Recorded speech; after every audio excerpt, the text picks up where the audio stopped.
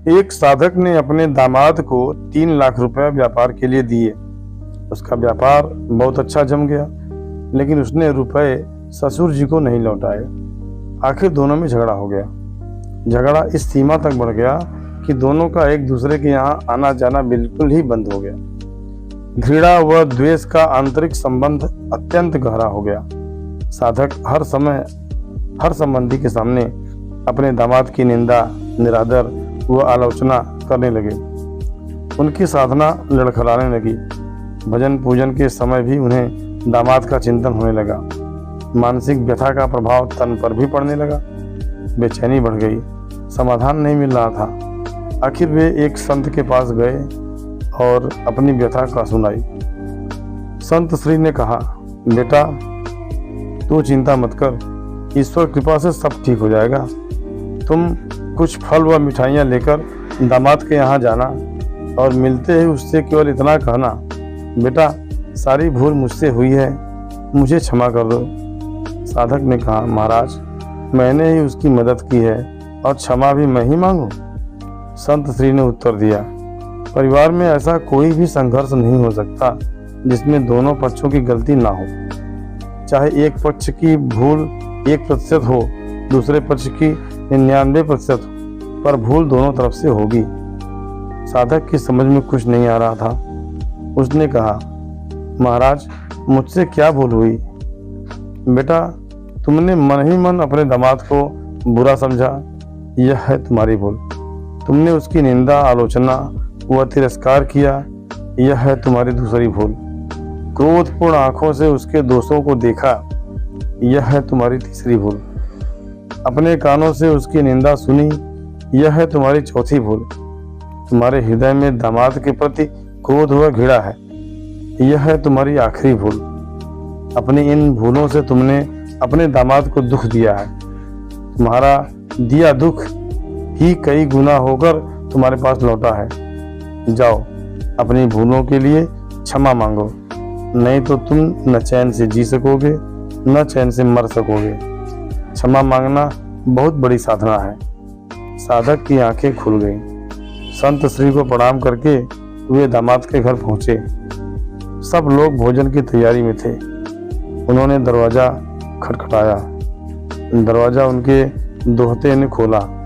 सामने नाना जी को देखकर वह अवाक सा रह गया और खुशी से झूमकर जोर जोर से चिल्लाने लगा, मम्मी, पापा देखो तो नाना जी आए हैं, नाना जी आए हैं। माता पिता ने दरवाजे की तरफ देखा। सोचा कहीं हम सपना तो नहीं देख रहे हैं। बेटी हर्ष से पुलकित हो उठी। आहा, 15 वर्ष के बाद आज पिताजी आए हैं। प्रेम से गला रुध गया, कुछ बोल न सकी। साधक ने फल व मिठाइयाँ टेबल पर रखी और दोनों हाथ जोड़कर दामाद को कहा, बेटा सारी भूल मुझसे हुई है, मुझे क्षमा करो।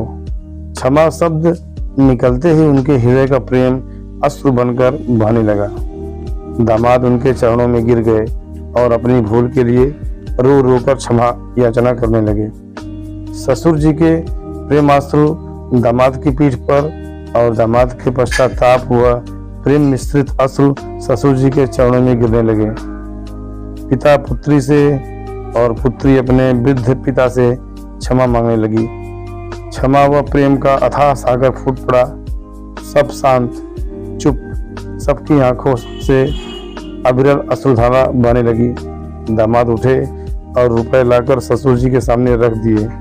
ससुर जी कहने लगे, बेटा आज मैं इन कौड़ियों को लेने के लिए नहीं आया हूँ। मैं अपनी भूल मिटाने, अपनी साधना को सजीव बनाने और द्वेष का नाश करके ही प्रेम की गंगा बहाने आया हूँ। मेरा आना सफल हो गया, मेरा दुख मिट गया। अब मुझे आनंद का एहसास हो रहा है। दामाद ने कहा, पिताजी जब तक आप ये रुपए नहीं लेंगे तब तक मेरे हृदय की तपन नहीं मिटेगी। कृपा करके आप ये रुपए ले लें। साधक ने दामाद से रुपए लिए और अपनी इच्छा अनुसार बेटी व नातियों में बांट दिए। सब कार में बैठे घर पहुंचे। 15 वर्ष बाद उस अर्धरात्रि में जब माँ, बेटी, भाई, बहन, ननद, भाभी व बालकों का मिलन हुआ तो ऐसा लग रहा था मानो साक्षात प्रेम ही शरीर धारण किए वहां पहुंच गया हो। सारा परिवार प्रेम के अथाह सागर में मस्त हो रहा था। क्षमा मांगने के बाद उस साधक के दुख, चिंता, तनाव, भय, निराशा रूपी मानसिक रोग जड़ से ही मिट गए और साधना सजीव हो उठी। कथा का सार यह निकला कि माफी मांगने से कोई छोटा नहीं हो जाता। सचमुच दोस्तों, सात्विक और शांत जीवन जीने के लिए मनुष्य को अहंकार छोड़ शांति का मार्ग अपनाना चाहिए। यह मेरा अपना विचार है।